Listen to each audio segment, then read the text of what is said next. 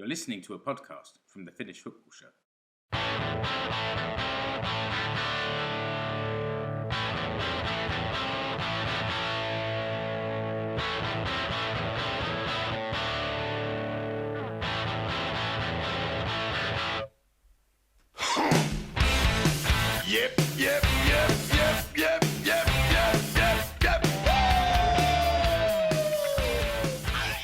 Yes, you're listening to the Finnish Football Show. I'm Mark Wiltshire and I'm joined today by Rich Nelson. Hi, Rich.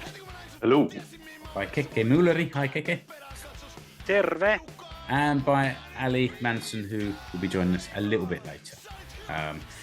And I have to say, in the shambolic, chaotic world that is the Finnish Football Show, I feel the least prepared for this one as ever. We do have an agenda that we've scraped together. By this time, while we sit down and start talking to you, I've normally got the blog post all ready with all my graphics and everything good to go, and I'm so far behind the curve today. So, listener, I've already told these two chaps they're doing the heavy lifting today while I'm going to sit here and sound clueless. So, no change there then. Let's, I think, get on with it. Keke, put your phone down. Sorry. Referee's blown his whistle and we're off. So let's start by looking forward to the final couple of rounds of games in the Nations League. We're recording this on Tuesday the 20th, and it's Friday the 23rd that Finland have their next game at home to Romania before travelling next week to Podgorica for the final game against Montenegro. So, Keke, I know you've done your research because you showed me before we started recording. Why don't you start by sort of taking us through some of the through the squad and some of the notable additions or omissions? Yeah, well, the squad was announced, and there was a couple of new faces. Viljami Sinisalo, he's earned a first call up to the A national team squad, and Jesse Joronen makes way for him. So Viljami comes in as the third goalkeeper, with obviously Lukas Radetsky and Karl-Johan Eriksson making up the other two. Anything behind the decision to bring him in? I mean, I think I've mentioned this on the Finnish Football Show before, but I think Rive has looked at this Nations League campaign as a almost, he's used it to experiment. Do you know what I mean? Especially when we had that run of fixtures that came so thick and fast in so few days. Obviously, there was a bit of squad rotation there, and I just think, I mean, Jesse Joronen's playing for. Well, actually, Maienpää played, didn't he? I don't know if Joronen's picked up a knock. Maienpää played the last game, but yeah, yes, he's been playing for Venezia. I mean, perhaps he's picked up a knock. I didn't read or hear anything about that. But as I say, Nicky Maienpää did play the most recent game. But yeah, I think it's just a case of giving another youngster a step up into the squad and giving them the experience. But Rich might be able to elaborate on that if he's heard anything about Jesse. I haven't heard anything. I think it's interesting timing, the fact that Sinisalo has come up, because he's Joronen's injured, just seen. So Sinisalo, he was the captain of the under-21s up until the end of the last cycle. He's now too old to play for that age group. So it's good timing for him, really. He's really highly rated by Aston Villa, and he's on loan at Burton Albion this season and has done pretty well. And I think coming in as that third choice keeper, we've seen it before with younger players that being around the squad. And I mean, he's quite highly rated by Rive Caneva, that having him around will just give him that little bit of experience. He's done well for the under-21s. And the thing is, we've seen that the reserve goalkeepers get appearances, so it's unlikely he'll feature in these two matches. But, you know, that's priceless, really. Yeah. I mean, we've also got Arttu Hoskonen, who's come in defence there. Again, another one who's got his first call into the national squad. We were chatting between us, and he's had a couple of under-21 sort of call-ups, I think. But yeah, nothing, not been a regular feature of that squad either. But yeah, gets a little chance to come into the A national team and see what the squad is all about. But I mean, we're going to talk about HJK in Europe later on. But he done all right in a recent game. Had a chance to even nick a goal for him. So yeah, he comes in, and then the other sort of notable ones are a couple who have come in to replace those who have dropped out after the call-up through injury. I mean, you've got Oliver Antman, who's only 21, plies his trade in Denmark there, I think it is, with Nordsjælland. And yeah, he comes in to replace the injured Robin Lod. So, I mean, anyone listening to this must have seen the YouTube clips of Oliver Antman sort of curling in shots from 25 yards and all that sort of business. So he's pretty versatile player, plays sort of as a striker or a left wing or a right winger, sometimes even as an attacking midfielder. So again, comes into the squad, see what the men's national team's all about. I'm noticing in the defence there that Diogo Thomas was named.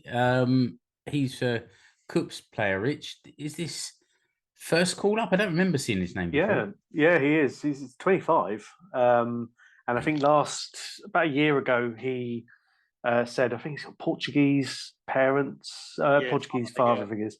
And he said that he would like to play for Finland and selected. And to be honest, last year, he was excellent, really, really good. His partnership with Paulo Ricardo in the defence of KuPS was really good. This year, obviously, not quite as solid as they were, but he's still excellent. And I think the clever money is that he'll be moving abroad in the winter. So I mean, again, it's a step up, but it's nice to see. You know, I know we've joked about it a little bit, but they are picking players from the Veikkausliiga, albeit a lot of them are from HJK as a standard. I wonder how much of that is, you know, they can get here in 20 minutes, it's fine. But you know, we've had it before with Nisila and Niskanen at KuPS. They've had call-ups and now Thomas as well. So hopefully for him, it's a good boost. And, you know, we've talked about between us as well about some of the players who have had to miss out through injury. Some of the players that, I mean, Sauli Väisänen has had to miss out for Thomas. And Malik Fial, however you say his name, Fial, he's got a Finnish mother. He was a German under-21 international. He's moved to AC Milan in the summer, and from Schalke. There's still talk that he is being courted to represent Finland at senior level. Whether that'll happen or not, I don't know.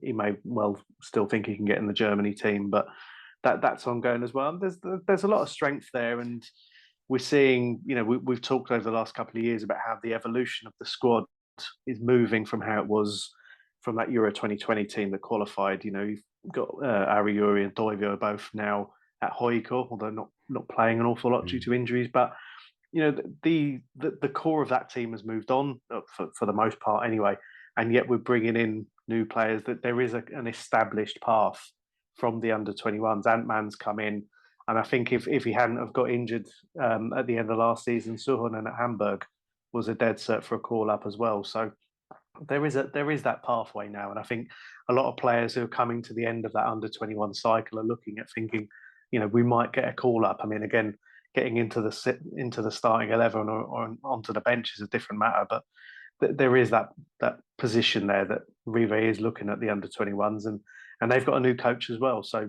there is that big shop window for them.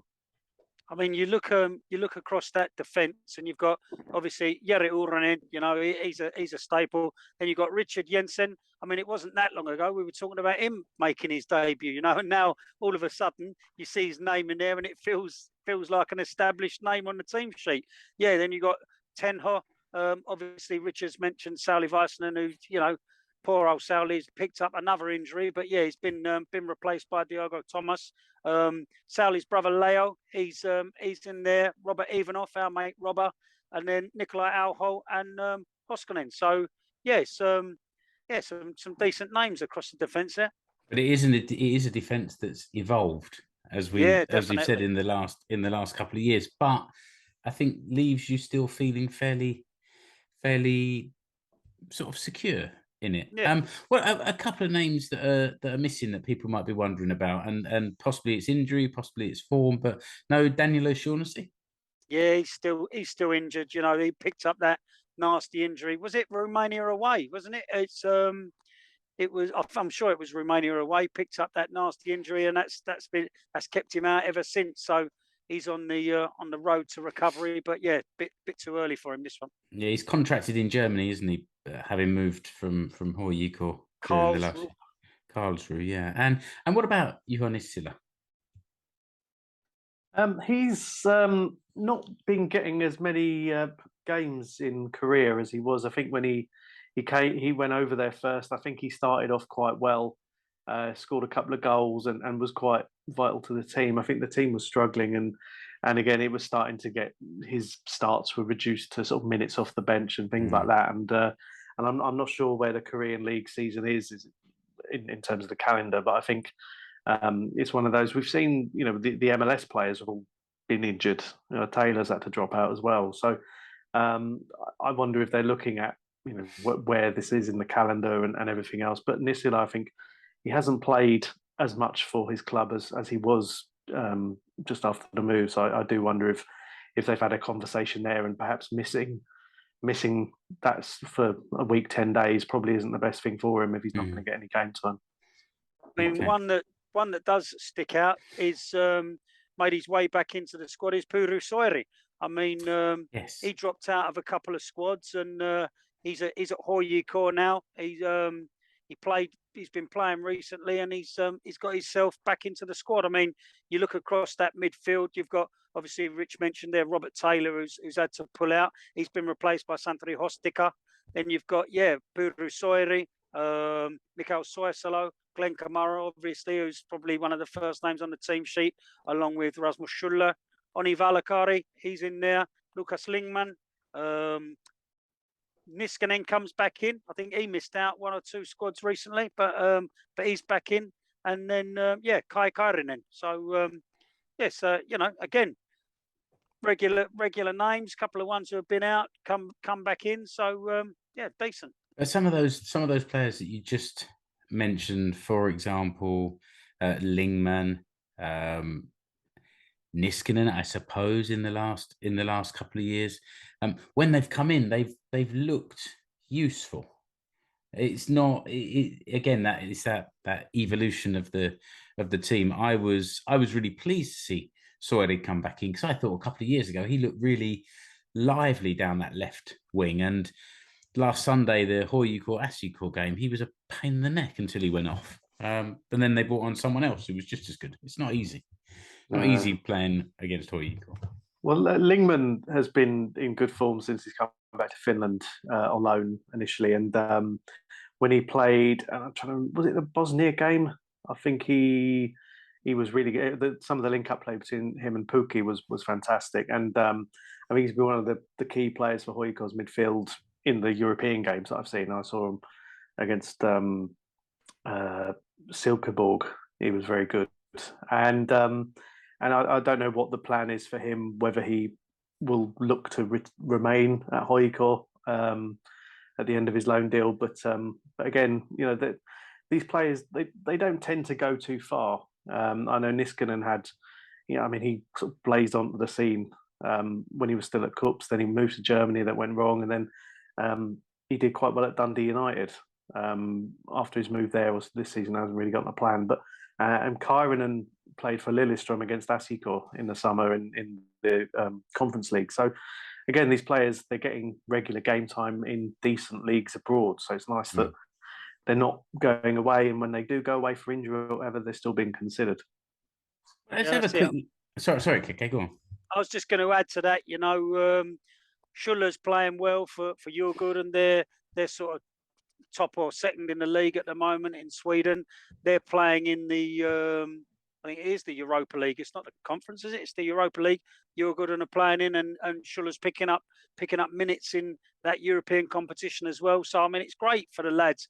The only one I would say is, I I mean, he's been featuring a little bit, Glenn Kamara for Rangers, but I mean, since the high of defeating PSV to qualify for the Champions League, they've had a couple of nasty results, Rangers. So I mean, it's all a bit doom and gloom up there at the moment. And when you read some of their fan stuff, poor old Glenn gets a bit of a battering. But it's a but bit harsh, isn't it? After the last few years and the performances there, the fans turn quickly. That's for sure. But I would say he's playing in the Champions League. Like it doesn't, as a standard of football, it doesn't get much higher than that. And the last couple of weeks, I've struggled to see much Champions League football, if I'm completely honest. But what I understand is that Rangers played pretty well last week and then there was a red card, and then they let in 2 right at the end. So that 3-0 defeat was a bit kind of misleading as a scoreline. Yeah. One more thing before we maybe look at the 2 upcoming games. Just looking at the forward line, how are we feeling about the forwards? We've got Fredrik Jensen, Marcus Forss, Joel Bockenpalo, Demo Pukki, and Benjamin Chelman. There's been a couple of transfers recently. How are these players looking form-wise? I mean, Chelman's doing okay at Cracovia in Poland. He's scored a couple of goals. He's getting game time. As I say, I think it's 2 goals he's scored there. And but he's playing. He's playing in a league that people would say is a step up from the league he was in with Inter Turku. So he's still developing, learning his trade. I mean, it hasn't gone quite to plan for poor old Marcus Forss. I would have said he arrived at Middlesbrough with a bit of a fanfare. It was we all thought. Well, I certainly did. I thought Middlesbrough would make a bit of a go of it in the Championship this year, but they're definitely, with Chris Wilder there as the manager, but they're definitely occupying the wrong end of the table at the moment. And poor old Marcus has had to make do with the odd 30-second appearance at the end of games. So Wilder's got a reputation and a history of getting teams out of that division. So you'd imagine he'd turn it around and get it right, wouldn't you? I mean, you would hope so. I mean, I haven't got any particular affiliation with Middlesbrough, but just because Marcus Forss is there, I mean, all I want to see is him getting minutes and scoring goals. You know what I mean? So as I say, he's had to make do with coming on in the 89th minute and all that. So, what can you do with that? But keep everything crossed that it does turn itself around for him there. Rich, I was going to say to Rich, any thoughts about Joel Bockenpalo moving to Venezia recently? I mean, we chatted about it last time and thinking that perhaps it was a step down for him. He scored on Sunday or Monday night for him, and I guess as we also talked about, well, by design or by accident, a lot of Finns tend to move in groups. In the fact that you've got other Finns at Venezia, I wonder if that swayed him at all. But I mean, he's scoring goals in a team that are competitive at the sort of top end of Serie B, and I mean, hopefully coming back into the Finland squad in these 2 games, he's got that goal behind him now. And I think we talked last year that he was scoring goals for fun in Turkey, which is normally a retirement home for former Premier League strikers. But to go there for a team that's challenging, in Italy against, it might be an old stereotype, Italian defences.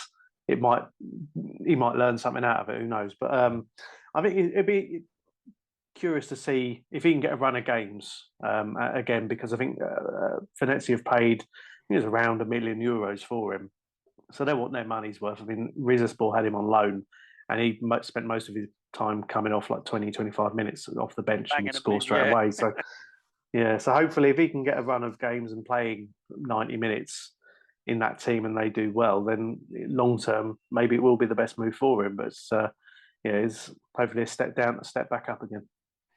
I guess the final thing just to mention there is Teemu Pukki, who's stayed at Norwich despite fierce speculation on the Finnish football show, maybe the previous episode or during the summer. and had a bit of a quiet start to the season. 10 games and 3 goals for Norwich in the league. Norwich are sitting just in second place. But some of those goals have come in the last week. So hopefully he's now starting to find a bit of form. Yeah, he was dropped, wasn't he? He was, yeah. He didn't start the season at all. But he's made his way back into the side. I don't know whether that was a lack of form or whether he was a bit peeved that he hadn't got a move in the summer or whatever.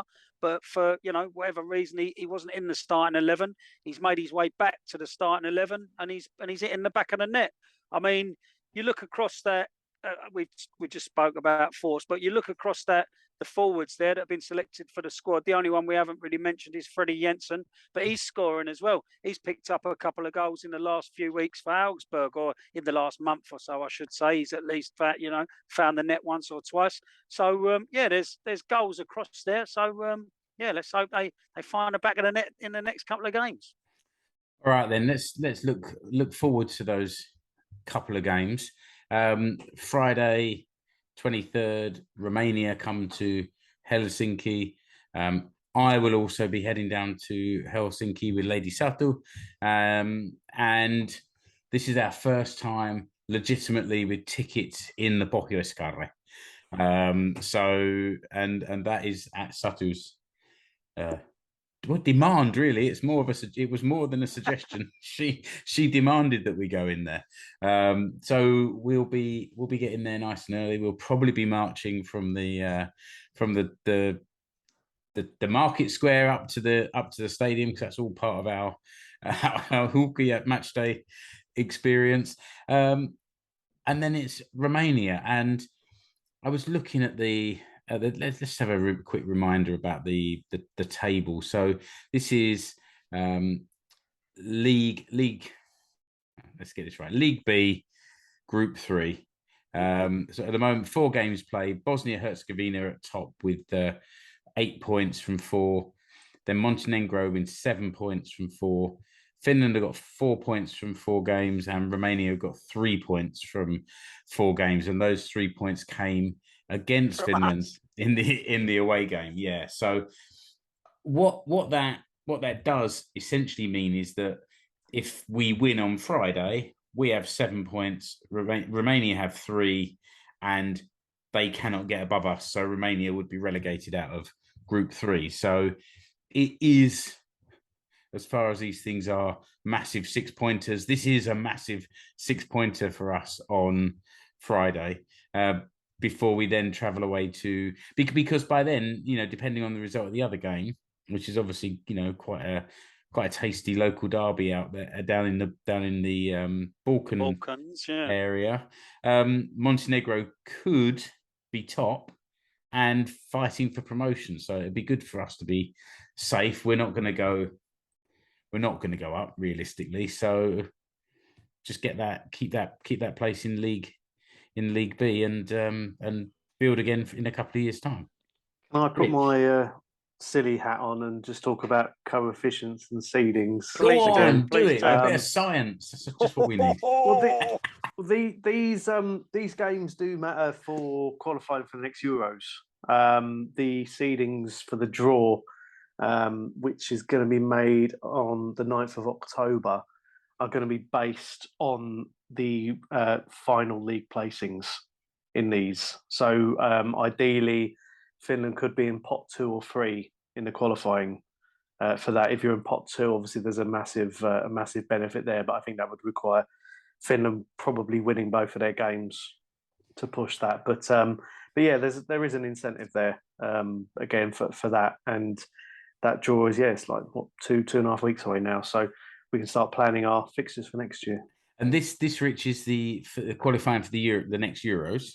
Yeah, and the way everything's been squeezed together, we had the Euros last, like just over a year ago. We got the World Cup in 10 minutes time, and now we're qualifying for the next Euros again. It's pretty relentless, isn't it? Yeah, and again, obviously, with the World Cup coming has warped the calendar, as well as what happened with COVID. But so those fixtures are all going to be, again, like they are probably going to stay forever now, condensed into one calendar year, so played over 6 or 7 months. But I think when you look at there is that place. There are those playoff places as well from the Nations League. So there is that little bit of a fallback. And if Finland can do what they did last time and not have to rely on that, then that would be a really nice position to be in going into that. But one thing they did say this week actually was as a World Cup warm up with that fixture calendar coming up is that Finland will be playing North Macedonia. Yeah, I think it's on the 17th of November or something. So a couple of days before the World Cup starts, they'll have a glamour friendly in North Macedonia. In Skopje. And yeah, so it's this again, like not many friendlies these days, but it's the teams that qualified for the Euros last time round. But yeah, there's a long way to go. But yeah, there's still something riding on these games. So Finland can avoid the wooden spoon in League B Group 3. I don't read that one. Then yeah, well, happy days. And do we have any? Sorry, Keke, go on. I was going to say there's apparently there's a second friendly to be announced. I don't know if that's I think that will be a home friendly, but yeah, the opposition is yet to be confirmed. But yeah, after that North Macedonia game, there's a second friendly to be had. But yeah, plenty of time. We've still got these two games first. And do we have any deep insights into Montenegro and Romania? I've said about my travel plans for the home game, but Keke, you have some travel plans for the Montenegro away game. Yes, I'm off to Podgorica, or Titograd to give it its former name. So yes, yeah. So yeah, we're going down there to Montenegro. Obviously, catching up with a load of the gang, and unfortunately, Wizz Air rescheduled my return flight, so I've got to have 5 days in Montenegro instead of the originally planned 3. Only 5. I thought you were there for a week, so five days now. 5 days. So yeah, it's yeah, we'll be having a little look around, but yeah, looking forward to the game. Can't wait. Another country to tick off the list, and yeah, hopefully the boys can get us a decent result to shout about. But yeah, I'm looking forward to it. Looking forward to getting down there, see what the locals have got to offer, food and drink wise, and hopefully I'll be able to report back to you if I'm Copus Mentis. Yeah, we always consider it. Hopefully, Keke will be able to report back to us. So, as trailed at the start of the show, Ally has joined us now. Hi, Ally. How are you doing? Hi, guys. Yeah, not too bad. A little bit jet lag still, but other than that, pretty good. Yeah, you just come back from your holiday. Yeah, that's right. I was in the States, so and I definitely underestimate every time I come back from there. I always, underestimate how I'm going to feel. So 5 days in, I think I'm nearly over the bad stuff now. Now, just so that we know, which town are you in at the moment? So I'm back in the UK. Okay, right.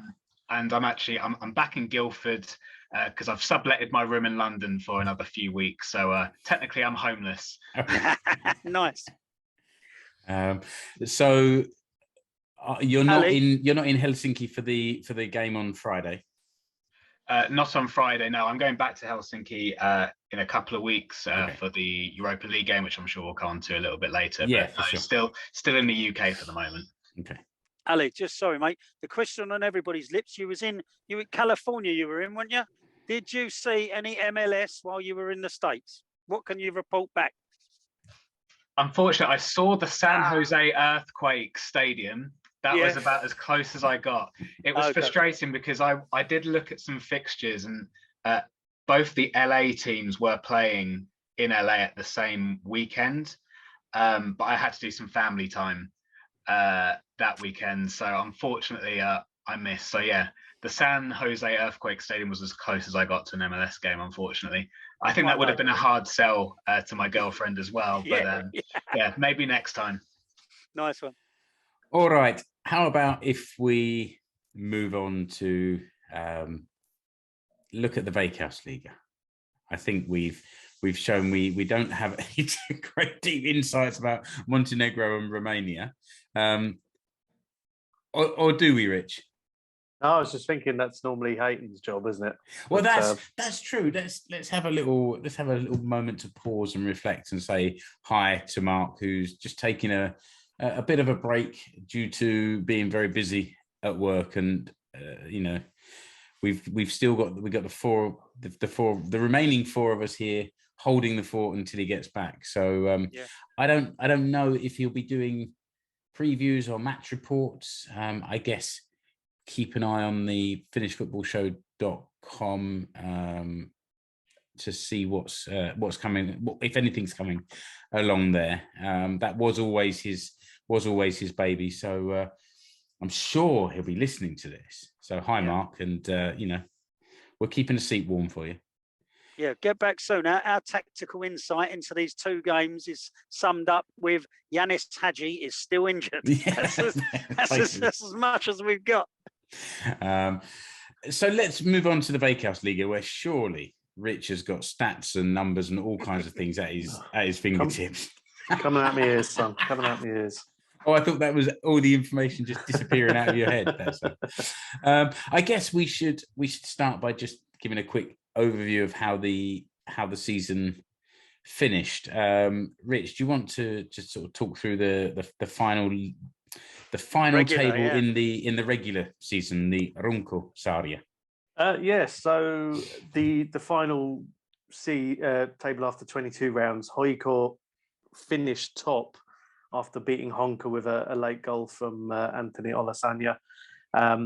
That kind of 3-horse race has kind of spread a little bit. Honka's end of season form was a bit poor. They lost their last 2 games. They lost to HJK and they lost to Haka as well. So they ended the season 8 points behind HJK and 6 behind KuPS. KuPS would have led the table going into the next round on goal difference before HJK stole it from them. And other than that, you've got Haka, whose season with that last couple of wins did really well. They came 4th. Inter came 5th after their defeat to Ola was overturned. We always love an illegible player, and they had far too many. So they lost 1-0 but ended up winning 3-0. So they got put into the top. And then Asiko came 6th, which I'm sure we'll be delighted about.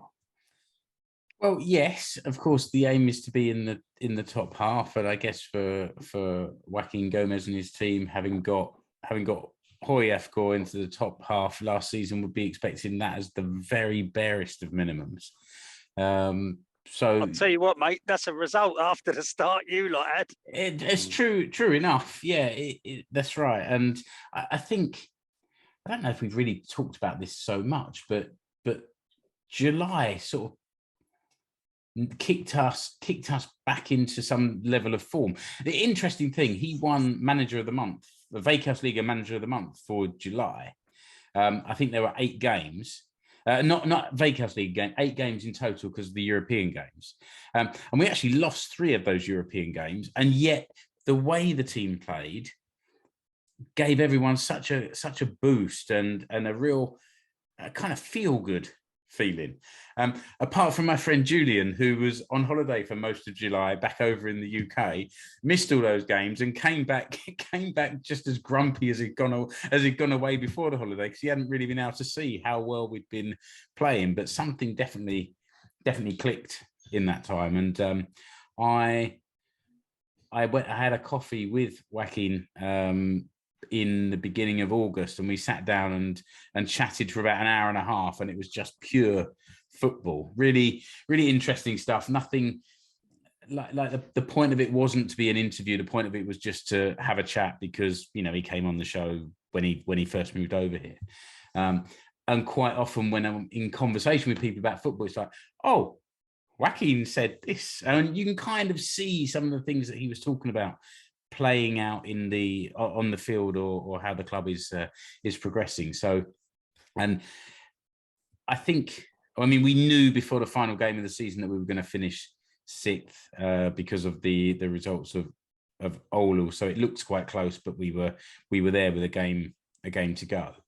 But I think there's certainly a better feeling about how the team is playing. That's for sure. Yeah, well, as we saw then, Oulu dropped. They were top of the bottom 6 going into that. Ilves, who've really not had a particularly good season, they were 8th. Mariehamn 9th. They had a a decent their season picked up. They had a dreadful start as well, and once they learned how to score goals, they did okay. VPS again, they were scoring a bucket load at one point, but defensively not all that. They were 10th. Lahti, we jest about them constantly being mid-table, but they're not. They're 11th, and they have been atrocious. They changed their manager. That's not gone any better at all. And HJK, 1 win in 22 games, 9 points, conceded 48 goals. And so it was the way the fixtures worked out for the end of that round and the start of this new round is they ended up losing 6-1 at home to Oulu on the final day of the season, and then they had to play Oulu again the following week and got, well, I suppose it was an improvement because they only lost 4-1. But it's been a wretched season for them. I think after that first Oulu game, Mixu Patalainen just went, balls to this. I'm not even turning up for the press conference, and just vanished and didn't get seen again for about 3 days. So it's all rosy, but it's the league's split now, so we've got 5 more rounds of game. Well, 5 rounds of games. Most of the first one happened last weekend. 2 were missed for the Suomen Cup final, but the bottom had a full round. Mariehamn put 6 past Lahti, which is amusing. And we've got we've also got the the attendances are dropping again because the bottom 6, not many people want to queue up for that, even though there is the promise of the Conference League playoffs, which I believe this year has the top 2 from the bottom 6 get to play in that. There you go. Becoming more and more like a basketball or ice hockey playoff series, isn't it? But if it keeps the season alive lower down, then why not? Why not? Rich, while we're talking about the table and everything, just have a quick recap on how this how the top teams of the Challenger Series, the bottom half of the table, how the process for that playoff works and who they might play against. I need to get my head around who they play and when.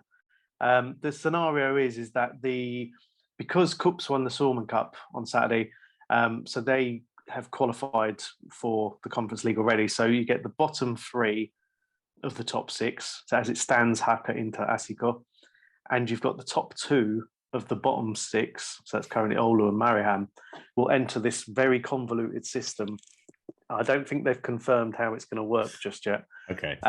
But basically, I think you're from the first year they did it, you had like the bottom 2 would play off. So then it would be the winner of that game would then play the winner of the team that finished above them. And it would be, so then by the time you get to the final match, which I think then was over 2 legs, it was about 6 weeks after the season finished.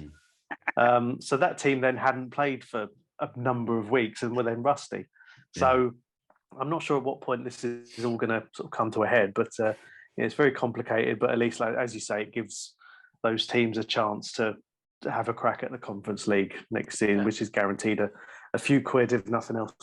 And as there are still, some teams have got 4 or 5 games still to play, probably best to wait until the end of the season and just know that there is this playoff thing going on, and we'll give some detail, a bit more detail nearer the time.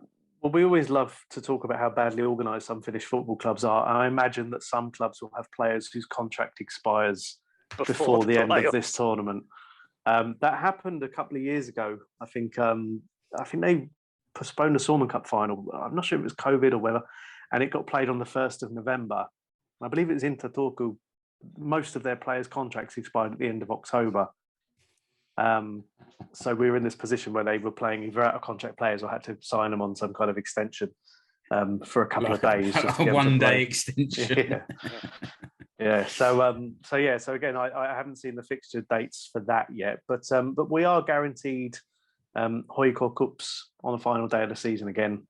Last year that was a massive game, and there was something riding on it. Although HJK were leading going into it, so a draw was good for them. So hopefully this year, when we get to the final day, if there's something riding on it, it'll be at HJK. But it should be be nice to have a title decider again, because that was really good for everyone involved last year. Okay, I think that's probably as much of a update as we can give at the moment without going into many different scores and results and things like that. And I think where we are right now, the important thing is getting through those games and seeing where the teams come at the end of the table at the end of the season. I think that's a good time to take a break.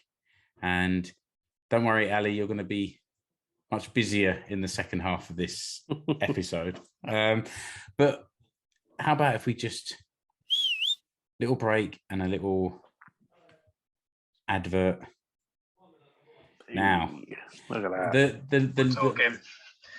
The eagle-eyed listener will notice that we haven't yet updated all of the artwork for the show and everything since Ali joined us.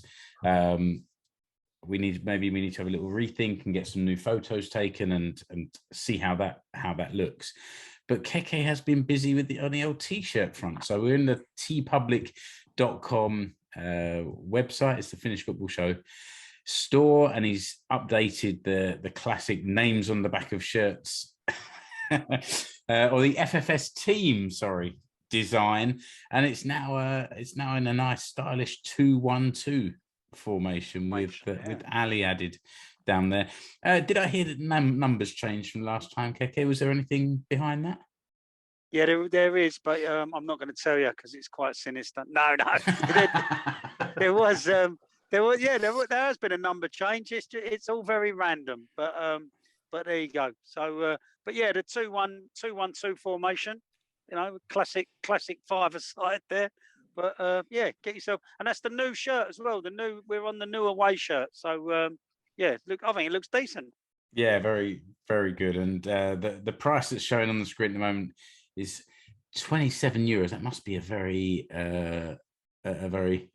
particular style of shirt. Let's have a look. What happens if you go for a heavyweight? Oh, it's a little bit more expensive. That was about half that at the weekend, wasn't it? I think that's Public do their own sort of offers and promotions and stuff. And I'm sure Keke said it was about €14 at the weekend. Yeah, they're up and down without any control from us. They'll be on sale again soon. Yeah, exactly. And as we said before, every sale of a t-shirt, sends a few pounds or a few euros into the Finnish Football Show coffers to go along with running the show, as does Rich the buymeacoffee.com. Yeah. I'll say we said a big thank you to Farid, our regular contributor, and congrats to him. I wasn't around for last week's or the last podcast messages. I know he's chuffed with that, but and I still haven't got a new telly. I've got a new phone, but I haven't got a new telly. So anyone wants to contribute to that? I think it's fair to say that the contributions that we received did not stretch to buying you a new phone. No, the new phone I had to pay for myself, but I use it for Finnish football purposes. So I'm going to claim it as a taxable rebate. If only there were some earnings from this show to be taxed. To be taxed, exactly. Yeah, that's right. Okay, let's end the selling there, but buymeacoffee.com. There's links in the blog post. Actually, wherever you're watching or listening to this, just look below. There's links there. We make it very easy for you to support us, so please do. Okay, let's head into the second half of the show. Ali, unmute your mic and bring yourself, pull up a chair, and are you sitting comfortably? Yeah, and give us your thoughts on the Suomen Cup final last weekend. Start with the facts and the details, and then give us your opinions. Well, so as you know, we all know by now, KuPS won 1-0 from a Gabriel Bispo header. I think it was the 88th minute, so they left it quite late. A really good cross, actually, as well from Toivomäki. I noticed when I rewatched the highlights this afternoon that the way how Toivomäki won the initial throw-in that he then eventually crossed from, he just kicked the ball into the left back's face, and it was definitely done on purpose. It wasn't by accident. So I thought that was quite like a nice little addition. Skillful housery. Yeah, absolutely. Yeah. Simo ball. Yeah. I have to say, on reflection, KuPS deserved to win. They were the better team, particularly in the first half. It was, I wouldn't say it was one-way traffic, because I think, Inter did put up a bit of a fight. And I have to say, watching Akam for Turku, my God, he's fast. He's so quick. The left winger for Inter, he's absolutely rapid, and he sort of created their Inter's best chances. He was their biggest threat, but I think generally KuPS deserved to win the game, and probably could have won it by 2 or 3 goals. Yeah, but then there was controversy at the end. Inter at the end, yeah. Yeah, was it 94th minute? I think it was. 94th, 95th minute, and it was that man, Bispo, thought he was going to be the match winner, and of course he was in the end. But with that handball, I mean, the replays, they slowed it down a lot, and I don't know what you think, Rich, but I can't decide. It's the sort of one where if it was nowhere near his hand. Nowhere near it. Yeah. Yeah, I think it was one of those where I think, if it's your team, you're screaming for it, and if it's not your team, you're going to say absolutely no way. That's really harsh. And so that was a bit of fun. Maybe if VAR had got involved, it might have been a different story. But yeah, KuPS won 1-0, and that was their 4th Suomen Cup triumph, and they absolutely deserve it, I think. 2 in a row. And a hat-trick of Suomen Cups for Tim Väyrynen with 3 different clubs. And he's still scoring goals as well, Rich. Yeah. That hat's looking really tasty, Mark. Yeah. You get your own hat. The game itself was fantastic. I mean, obviously only the 1 goal that came right at the death, but it was there was some decent football. It really was a good advert for the Suomen Cup and for 2 Veikkausliiga teams going toe to toe. But I think when we've been chatting, we all agreed it wasn't really matched by the surroundings, really. Yeah, and this is what this was your thoughts, Ali. This is what you wanted to talk about. Yeah, and before I go into this little mini rant, I have to say I thought the KuPS fans and the Inter fans were brilliant. Judging from the TV, you could almost sort of have thought that there was more than the 3,000 that there were, in fact, in the stadium. And that's where I'm going to sort of start this little rant. I think the Finnish FA need to do possibly more, whether it's from a marketing point of view, a supporting point of view for the Suomen Cup. It's the national cup. It has to be better supported, because I think 3,000 at a cup final is, I mean, I know sometimes, we have a chat about the attendances, and attendances go up and down throughout the year. But I think when it's the national final, we should have maybe slightly higher expectations of what to expect. You're going to have it at the national stadium, at the Olympic Stadium. And I think it would just be better for the brand and for the Finnish football brand as a whole if the Finnish FA rather did something, again, from the marketing point of view, to get those attendances up. Because I think just over 3,000, it's not great. And I sort of did feel a little bit for the players, and I felt a little bit for the fans as well, the KuPS fans and the Inter fans, who really made it. They gave it a good go. And as I said, this isn't a reflection on them, but I think maybe the Finnish FA need to, I don't know, have maybe a bit more of an open mind of what they can do to keep the prestige of the cup going, I think.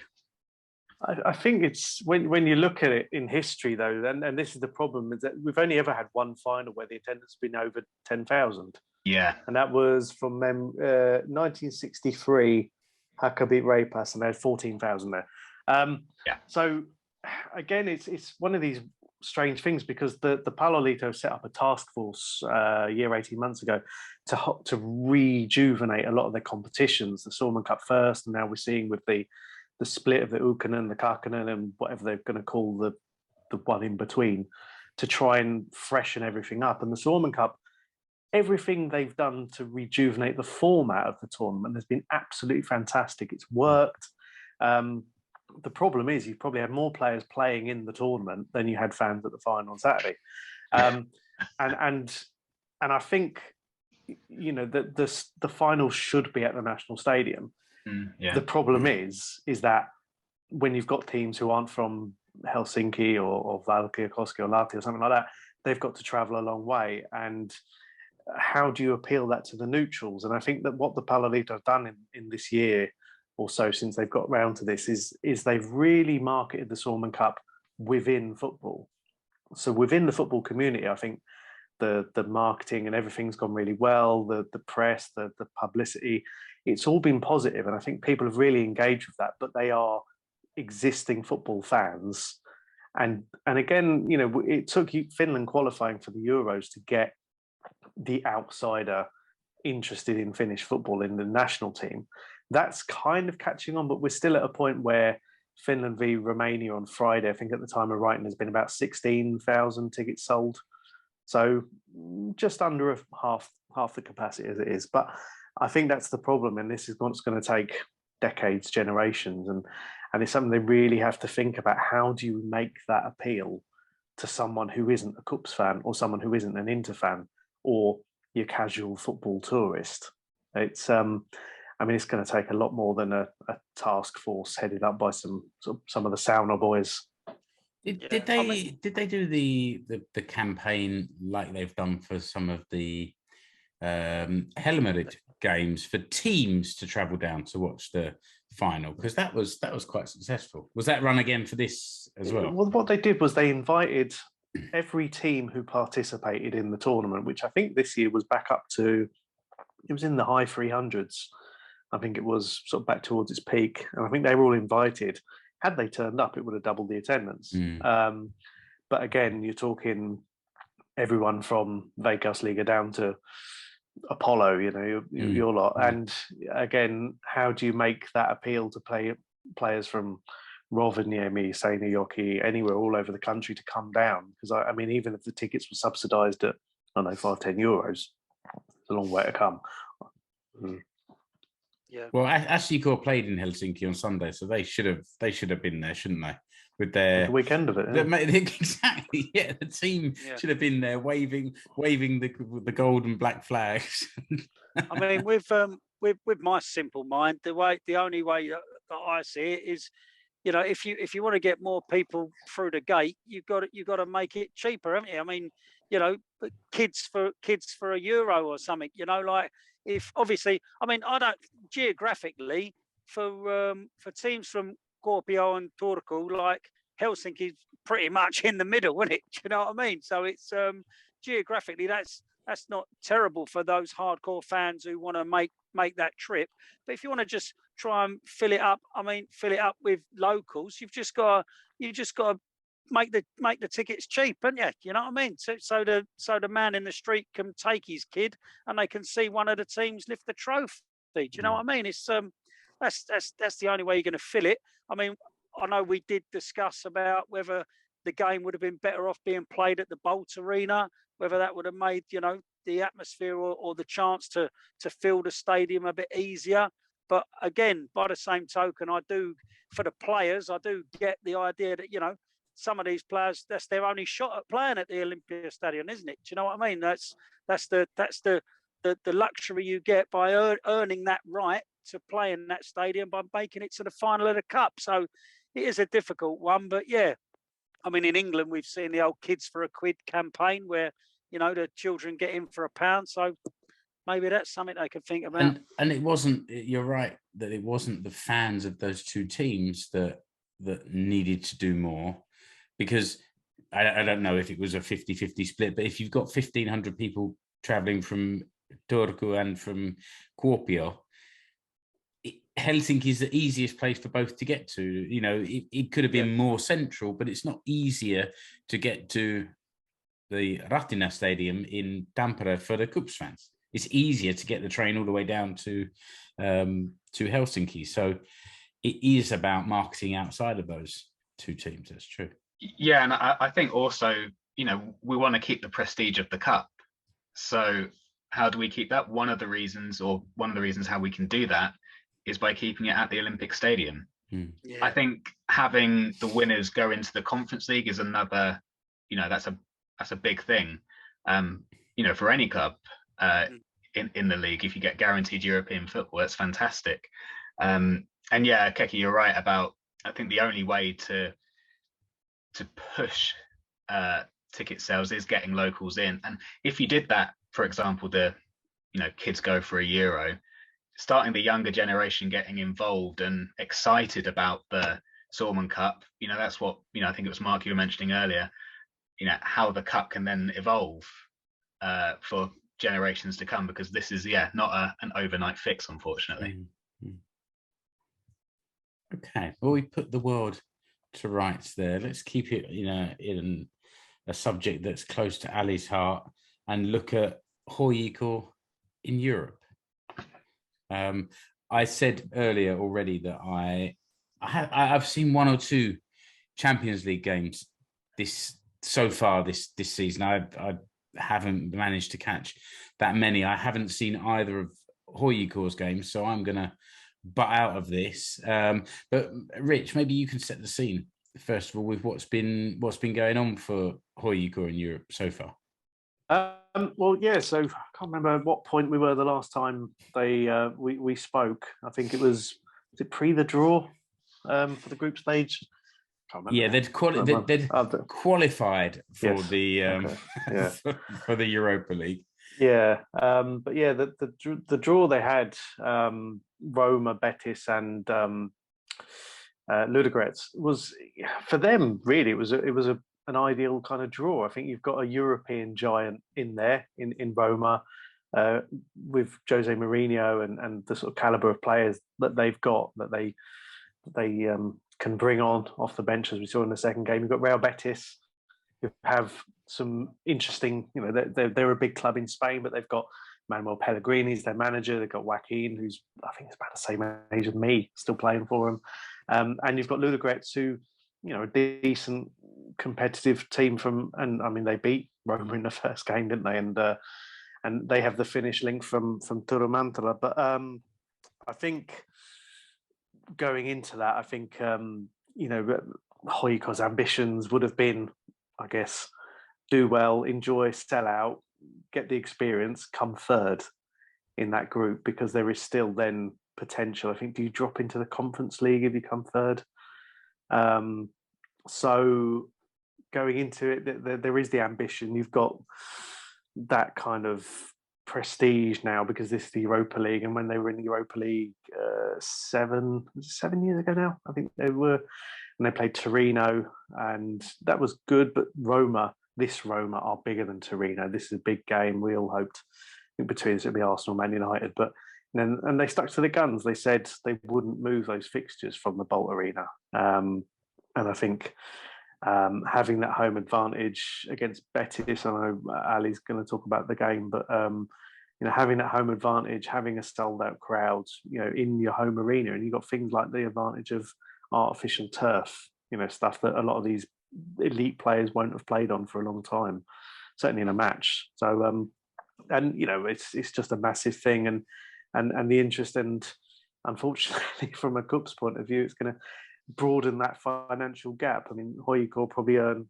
5+ million euros out of this, even if they lose every game.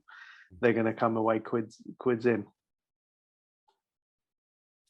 So, Ali, what was your what's your thoughts on the two games so far? Well, yeah, just sort of carrying on from what Rich said. I think the ambition for HJK at the start of the group, you'd look at third and sort of hope. And then it turns out that Ludogorets are actually quite good. So then you sort of look at that and you go, okay, there probably needs to be a balance of, trying your best, but also enjoying the ride. And I think going into the Betis game, everyone was really excited. You're right, having artificial turf, the Betis players weren't used to it. And HJK started off pretty well. containing. I mean, if the end of the game, the possession I think was 52-48, so it wasn't as if Betis had all the ball and HJK were parting the bus. I mean, the shots were very high in Betis's favour. I think it was 20-4, I think. So then you go, oh, okay, it was pretty one-sided. But HJK lasted until the 3rd minute of stoppage time in the first half. A foul that wasn't initially given. Suddenly VAR pops up in Finland and goes against HJK.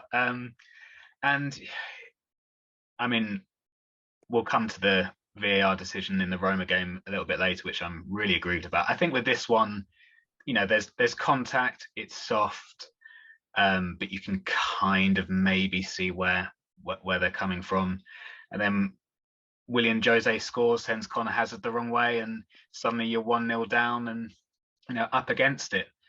And then the second half followed a similar pattern. It was tight, bit cagey. Betis get their second goal again. William Jose scoring. It was really bad defending for that second goal. It was a bit of a mess in the penalty area, and then it landed to him. And yeah, then it's 2-0, and then HJK do score, but then ruled offside. And I think that would have been an immediate reply. I think there was a couple of minutes in between the second goal of Betis and that disallowed goal. So I think, you know, it was a valiant effort from HJK in that game. As again, sellout crowd, really fun for all the fans. But yeah, I don't think HJK can be too aggrieved at losing that one, because Betis are a quality team at the end of the day. I mean, I personally, I was gutted. I was just, you know, typical me. I was just sitting there thinking, right, 0-0 at half time. That's the first milestone, get the 20 minutes. Second milestone, get to half time, and then wallop.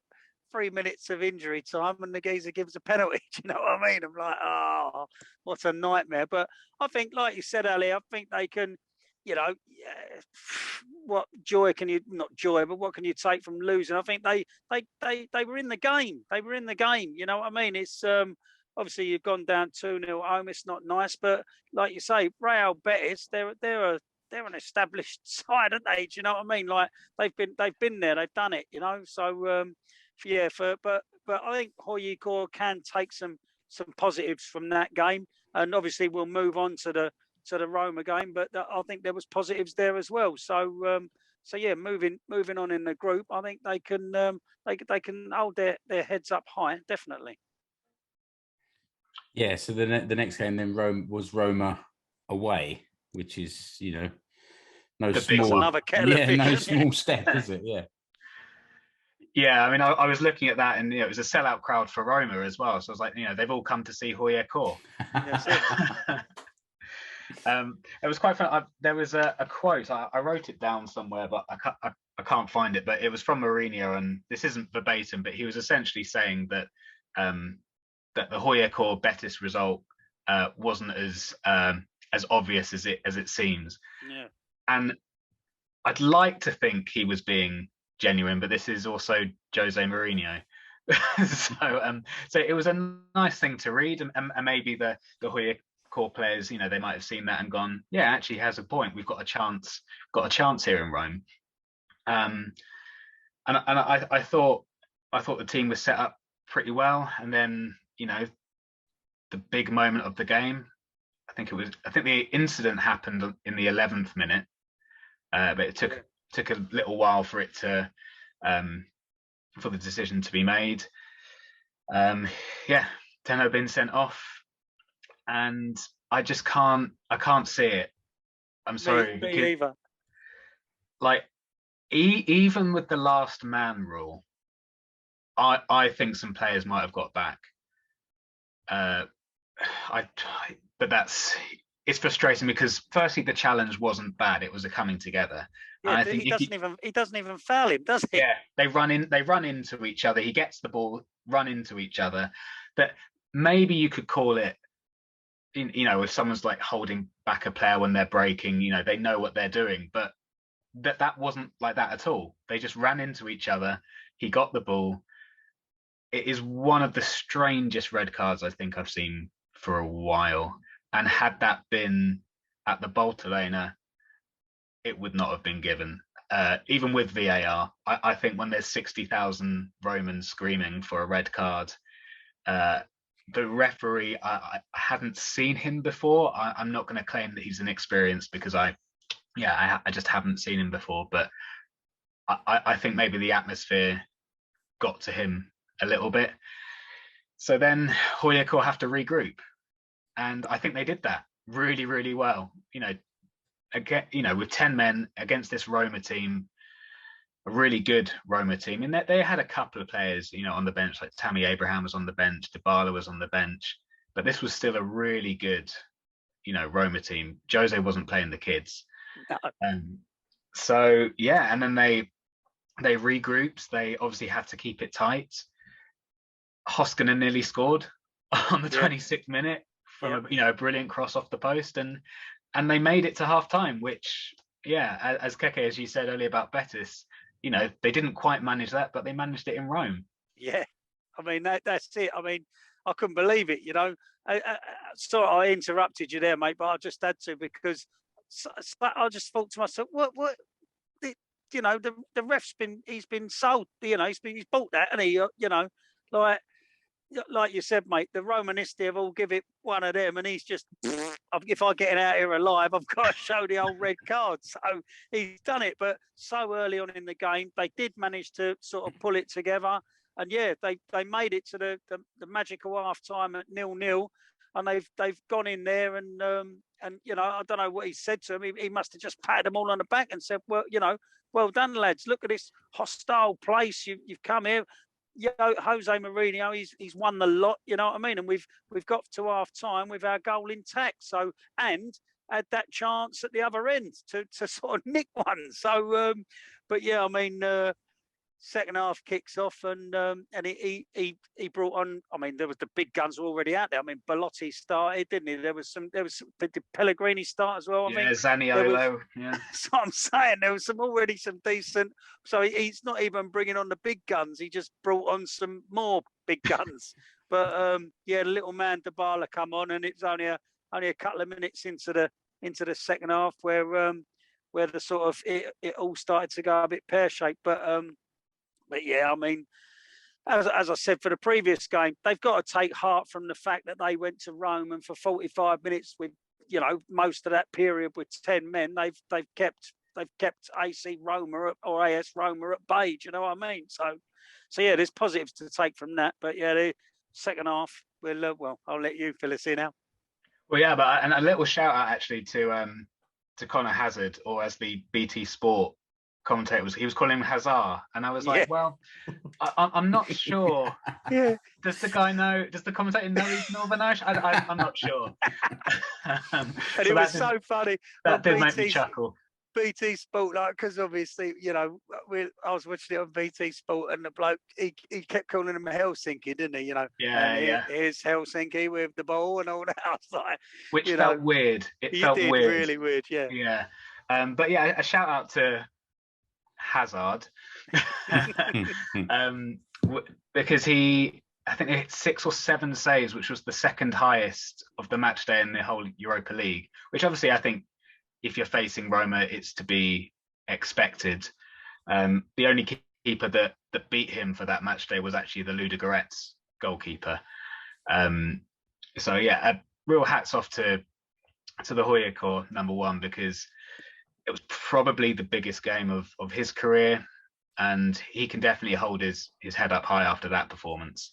But yeah, as Keke's, you said, I think the real positive first half was a massive thing for some of those players, particularly the slightly younger ones, and maybe the fact that it was such a positive first half in the way that they regrouped, that could have led to the fact that the opening first few minutes of the second half was not quite as good as the previous 45. Maybe they took their eye off the ball a little bit. But of course, I guess when Dybala, swings his left foot, he's done that countless of times throughout his career. So it's certainly a lot of positives to take away, I think. He changed it as well at half time, didn't he? Ariuri came on. Yeah. So I don't know. Maybe, I don't know. I mean, you would assume, a man of Paolo Sarriuri's stature coming on would shore it up. But maybe, I don't know, maybe it imbalanced it a little bit. I don't know, but like you say, it was a moment of magic from Dybala, really. Possibly, and I think Lucas Lingman had to play a little bit more on the right than perhaps he's used to, and he was beaten quite easily for the second goal. I mean, Zaniolo is a fantastic player, and Lingman won't be the last person he skips past quite easily. But I think he was probably in a slightly more defensive position and a more defensive area than maybe he's used to, and then I think Pellegrini got the second goal, and then it's incredibly difficult to get 2 goals in Rome with 10 men. So the next game is coming up after this international break, Thursday, the 6th of October, HJK against Ludogorets. I guess we have a little bit of time to see how the international break affects some of those HJK players. But how are you feeling about that game? Now, you said already, I when I saw the group, I just thought Ludogorets, okay, they're always in Europe. And that immediately rang bells for me that, they might not win. They might be playing in Europa League rather than Champions League, although I think sometimes they're in Champions League as well. So they're a solid team. Yeah, they are. And I think maybe the HJK bias and Finnish football bias came into play. You look at Roma, you look at Betis, you go, okay, that's, it's going to be really hard. But, a team from Bulgaria? Yeah, sure. Why not? And then, match day 1 happens and they beat Rome and you go, oh, okay, here we go. I'm really looking forward to the game. I'll be there. Another sellout. All the tickets for HJK sold out in about, under an hour. I think you got tickets, Ali, did you? Yeah, for the Ludogorets game, okay. I did. Okay, nice. Yeah, I was in the queue for. I couldn't go to the Betis game because I was on holiday. But then I was trying for the Roma and the Ludogorets game. Didn't get the Roma ones, but did get Ludogorets, which I'm really excited about. Again, another sellout crowd. It's going to be early October, so it'll be nice and chilly, but not too bad. And I'm sure it'll be a really good atmosphere. And hopefully, Ludogorets bring some fans over as well, because I'll be right next to the away fans this time. So a nice little atmosphere will be an extra bonus as well. I would keep your eye on the weather report, because we went to the Finland-France game last year in October, and I was thinking for days, what do I wear? What am I going to put on my feet? And it was actually fairly mild. So it was November. Was it November? Was it as late as that? Okay, well, it was still fairly mild. Yeah. That would be great, because the last sort of 4 or 5 games I've been out there in a t-shirt and shorts. So I probably won't do that this time. But... Yeah, okay, so you need a little bit more than that, but anyway, good luck with it and enjoy it. And thank you. Post some pictures and on the Facebook page, Facebook group, and sort of share the atmosphere. I'll try and do something again on Friday before the Romania game, and Keke will be out there in Podgorica sharing his pictures, so all the more the merrier. Rich, I think we I tell you what, we've gone long today by our own standards. We've gone long, but you wanted to say something about, while we were talking European football, about KuPS women's team. So KuPS, who won the Kansalinen Liga last season, they, so we're recording this on Tuesday night. On Wednesday, they play their second round Champions League qualifier at home to St Pölten of Austria. They made it through the first round. They have the way that the Women's Champions League works, they've restructured it so you play a little mini tournament. They beat a team from Lithuania and then progressed to beat Anderlecht on penalties. Now, again, I'm going to have to conflate this, and I know I got told off for it before, that Anderlecht have a good men's team, therefore their women's team must be good. And it's like the old days, we grew up watching Doncaster Bells were good and Doncaster men's team were rubbish. But they beat Anderlecht on penalties to get through to this next round, which is the last qualifying round before the group stage. So if KuPS get through this two-legged tie, so the first leg's tomorrow, then it could be welcoming Lyon or Barcelona or Chelsea I don't know if the UEFA would allow that in a women's Champions League game, because they certainly wouldn't allow it in the men's. But yeah, good luck to them. I think they're sort of quietly optimistic, and again, they're in the same boat with the contracts, in that the group stage for this game go well into beyond the end of the Kansalliga, but they are currently leading that as well. So good times in Kuopio. But yeah, it's financially it'd be great. Obviously, we've talked on previous episodes around how women's football is almost a loss leader at senior level. We saw last year that Tips, who came second in the league, then subsequently folded because their junior sides were fed up of funding the senior team, because most junior clubs make money and the senior teams then go and lose it.